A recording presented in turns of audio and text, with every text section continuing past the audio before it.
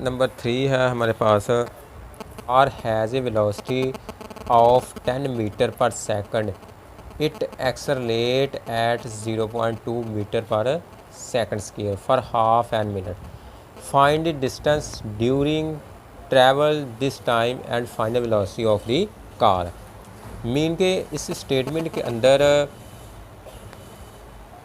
ये कह रहा है कि सबसे पहले तो आपके पास जो कार की वेलोसिटी है वो 10 मीटर पर सेकंड है। अब स्टूडेंट गौर करने वाला पॉइंट ये है कि उसने ये नहीं बताया कि ये फाइनल वेलोसिटी, ये इनिशियल वेलोसिटी, सिंपल आपको सिर्फ बता रहा है कि वेलोसिटी है। तो आपने स्टेटमेंट पढ़ने के बाद ये गैस लगाना है कि ये इनिशियल है या फाइनल है, यानी कि स्टेटमेंट को समझने की कोशिश करनी है आपने। तो वेलोसिटी है ये हमारे पास initial velocity.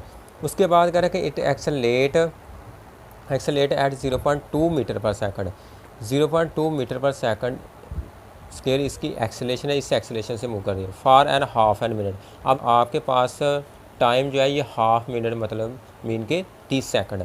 Find distance travel during this time, इस टाइम के दौरान कार का जो डिस्टेंस है वो हमने मालूम करना है, and final velocity of car, और कार की फाइनल वेलोसिटी। तो अब चलते हैं हम इसकी कैलकुलेशन की गिवन। सबसे पहले हमारे पास गिवन डाटा, इनिशियल वेलोसिटी आपको दी गई थी 10 मीटर पर सेकंड, एक्सेलेरेशन है 0.2 मीटर पर सेकंड, टाइम है 30 सेकंड यानी कि हाफ मिनट है। उसके बाद टू फाइंड एस और वी एफ यानी कि फाइनल वेलोसिटी आपने मालूम करनी है। तो अब सारी की सारी क्वांटिटी अगर स्टूडेंट देखा जाए तो ये सारी की सारी क्वांटिटी जो है ये ऐसे यूनिट में है, इसलिए हमें इसको तब्दील करने की ज़रूरत नहीं पड़ेगी, ये ऑलरेडी जो है वो कैलकुलेट हुई है। अब सोल्यूशन की तरफ आते हैं। तो सोल्यूशन में हमने सबसे पहले फर्स्ट इक्वेशन का इस्तेमाल करना है, V F equal V I plus 80। तो फाइनल वेलोसिटी हमने मालूम करनी है, वी आई आपके पास कितना है 10, उसके बाद प्लस एक्सेलेरेशन 0.2 है, टाइम आपके पास हाफ मिनट यानी कि 30 सेकंड है। तो इसको कैलकुलेट करें, 10 उसी तरह आ गया, इसका डेसिमल पॉइंट ख़त्म कर ले, ये 10 आ गया। उसके बाद जी ये 10 इससे कैंसिल आउट, 10 प्लस 6 ये 16 आ गया, 6 प्लस 16 आ गया। तो ये आपके पास है फाइनल वेलोसिटी। इसके बाद हम नंबर 2 पे डिस्टेंस मालूम करना है। तो इसके लिए हमने question number second question of motion जो है वो इस्तेमाल की है, इस इक्वल टू 10 वी आई हमारे पास, टाइम आपके पास 30 सेकंड है, प्लस 1/2 उसी तरह आ गया। उसी के बाद एक्सेलेरेशन 0.2 मीटर पर सेकंड, और जो टाइम है 30 सेकंड, और इसका क्योंकि टी के ऊपर स्केयर है तो इधर भी स्केयर आएगा जी। अब उसके बाद ये कह रहा है कि 10 से मल्टीप्लाई करें तो ये 300 आएगा, प्लस 1/2 इसी तरह इसका डेसिमल पॉइंट आपने ख़त्म कर लिया है, ठीक है, फिनिश कर लिया है। तो ये 10 आ गया, और 30 का स्केयर लें तो ये 900 आता है।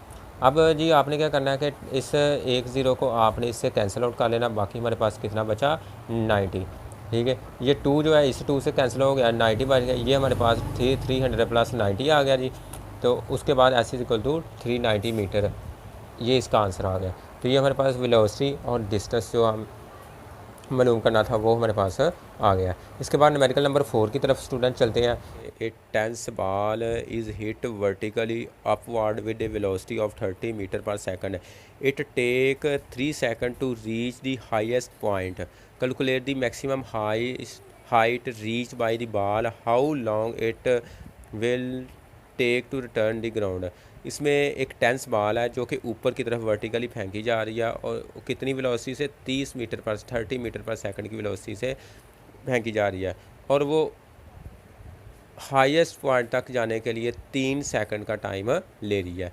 तो हमने मालूम करना है इसकी मैक्सिमम हाइट, और उसके बाद बाल का वापस आने का जो टाइम है वो मालूम करना है। इसकी वैल्यू हमने निकाली है गिवन डाटा।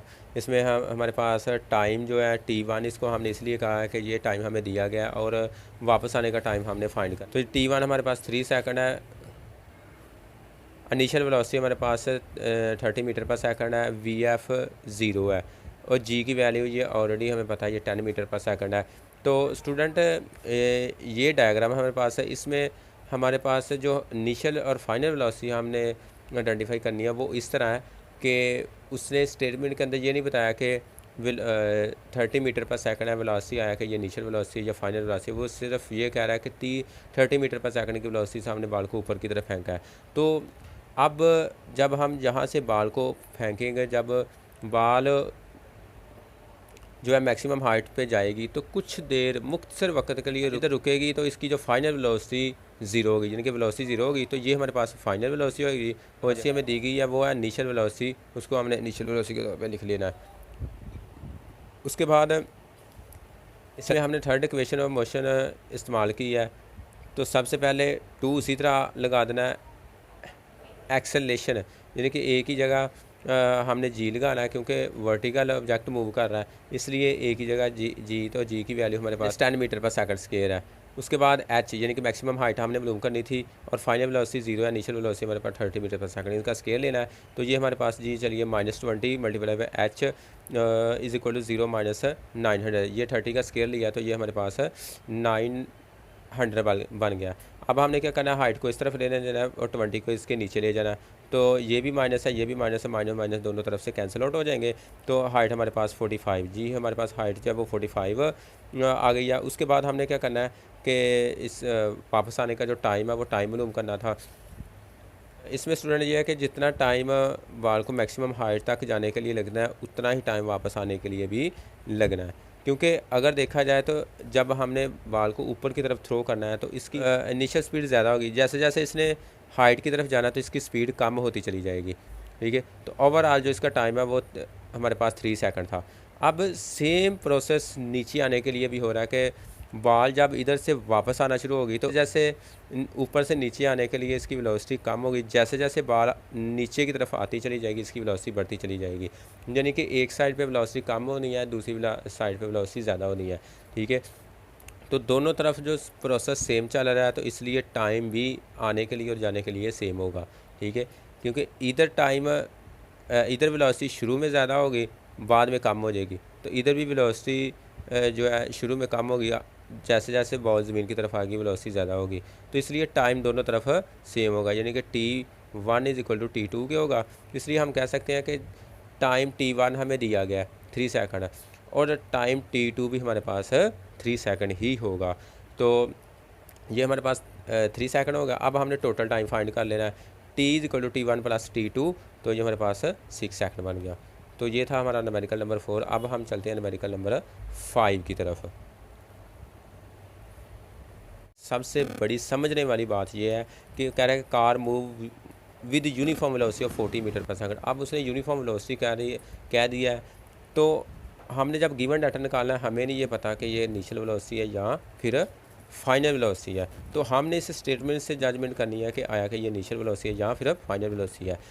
अच्छा, 40 metre per second for 5 second it come to rest in next second. असल में स्टूडेंट ये वाली जो लाइन है ये हमें बता रही है कि इनिशियल वेलोसिटी और फाइनल वेलोसिटी कौन सी हमारे पास है। ये जो वेलोसिटी है ये हमारे पास इनिशियल वेलोसिटी है। जब लफ्ज़ आ जाना इधर कम टू रेस्ट, इसका मतलब ये है कि कार जो है वो रेस्ट में चली गई है, यानी कि रुक गई है, मूव करते करते आस्ता आस्ता रुक गई है। तो जब रुकेगी तो इसकी वेलोसिटी फाइनल वेलोसिटी क्या होगी, ज़ीरो होगी। तो इसलिए जब कार रुकेगी उस वक्त उसकी वेलोसिटी जो होगी वो फाइनल वेलोसिटी होगी, और ये जो वैल्यू दी गई है ये हमारे पास है इनिशियल वेलोसिटी है। तो इसलिए हमने ये इनिशियल और फाइनल वेलोसिटी इधर से निकालनी है। अब हमारे पास टाइम भी दो तरह का है, तो हमने टाइम को भी किसी न किसी तरीके से हल करना है। तो जब ट्रेन जो है सॉरी जो कार है वो कार जब रुक रही है तो आस्ता आस्ता उसकी जो स्पीड है वो कम होती चली जाएगी। जब स्पीड कम होगी तो डीसलेशन यानी कि एक्सेलेरेशन जो है वो कम होगा, नेगेटिव की तरफ जाएगा। तो वही नेगेटिव एक्सेलेरेशन हमने फाइंड करना है और टोटल डिस्टेंस ट्रैवल करना जो इसने ट्रैवल किया। डाटा में हमारे पास इनिशियल वेलोसिटी जो है 40 मीटर पर सेकंड ये हमें देगी है। टाइम T1 5 सेकंड है, T2 हमने इसको रख लिया 10 सेकंड और फाइनल वेलोसिटी 0 है। हमने मालूम करना था नेगेटिव एक्सेलेरेशन और एस। तो अब चलते हैं सोल्यूशन की तरफ। अब कह रहा है कि total distance cover in 5 second. ठीक है, 5 सेकंड के अंदर 5 सेकंड के अंदर जिसने डिस्टेंस तय किया वो हमारे पास है S equal to V T. ये S equal to V cross T, ये हमने फार्मूला लगाना है। तो वी की वैल्यू हमें दी गई है और टाइम हमें है हमारे पास है 5 सेकंड। ये इसलिए कि हम 5 सेकंड के अंदर पहले जो स्पीड है डिस्टेंस है वो फाइंड कर रहे हैं। ये जी स्टूडेंट, अब हमने S2 मालूम करना है, S equal to V multiply by T. तो इसमें हमने एवरेज वेलोसिटी फाइंड करनी है, क्योंकि हमारे पास वेलोसिटी जो है वो दो तरह की है। तो हमने क्या करना है कि अब क्योंकि अब फाइनल और इनिशियल वेलोसिटी दोनों ही इंक्लूड होंगी, इसलिए इधर हमने एवरेज वेलोसिटी लगा लेनी है। Is equal to initial velocity हमारे पास वी एवरेज की जगह ये हमने वैल्यू लगा ली है V F plus V I over 2, ये एवरेज वेलोसिटी है। तो इसकी जगह हमने VAV की जगह हमने एवरेज वेलोसिटी वाला फार्मूला लगा दिया मल्टीप्लाई बाई टी। अब VF 0 है, VI हमारे पास 40 है और ओवर 2 उसी तरह आ गया से, और टी हमारे पास 10 सेकंड है, क्योंकि 10 सेकंड के लिए हमने ये कैलकुलेशन कर रहे हैं। तो अब हमारे पास क्या आएगा, S इज़ इक्वल टू ये आ गया 0, ऐसे ही कैसे रहेगा, क्योंकि 0 को किसी भी क्वांटिटी में माइनस करें या जमा करें तो उसका आंसर सेम रहेगा। अब आपने क्या करना है, ये 40 उसको 2 पे डिवाइड करें तो ये 20 आ गया, मल्टीप्लाई बाय 10। अब 20 को 10 से मल्टीप्लाई करें तो ये 200 आ गया। अजी हमने अब हम मालूम करना है टोटल डिस्टेंस, तो टोटल डिस्टेंस हमारे पास S equal to S1 plus S2 है। S1 हमने फाइंड किया था टोटल डिस्टेंस, वो भी 200 था, और S2 भी हमारे पास 200 था, तो हमारे पास टोटल डिस्टेंस ये आ गया 400।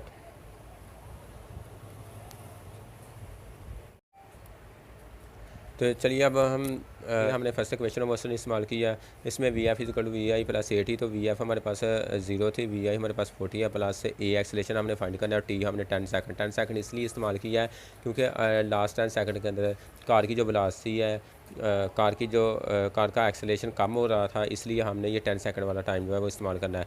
उसके लिए ये 0 इसी तरह अगर 40 को हमने पकड़ के दूसरी साइड पे ले जाना, तो इधर प्लस था, इधर आके ये माइनस हो गया, is equal to A multiply by 10 है, तो इसको 10 को हमने 40 के नीचे ले जाना है, तो A is equal to -40 over 10 है, तो A इज इक्वल टू -4 आ गया। तो जी ये हमारे पास A is equal to -4 metre per second के ये इसका एक्सेलेरेशन आ गया।